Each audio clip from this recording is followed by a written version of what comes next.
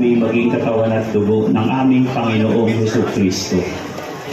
Bago niya pinagtiis ang kusang loob na maging handog, hinawakan niya ang tinapay, pinasalamatan kaniya, pinaghati-hati niya iyon, iniabot sa kanyang mga alagad at sinabi, "Tanggapin ninyong lahat ito at kanin, ito ang aking katawan na ihahandog para sa inyo." Ayun na, kakagay na.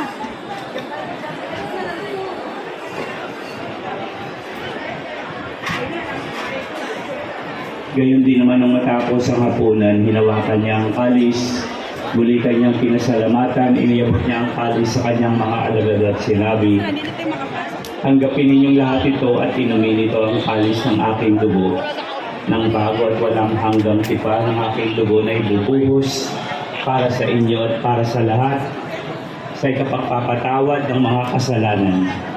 Gawin ninyo ito sa pag-alala sa akin."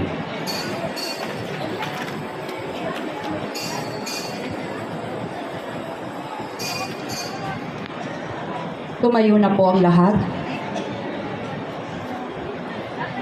Pahayag natin ang misteryo ng pananampalataya.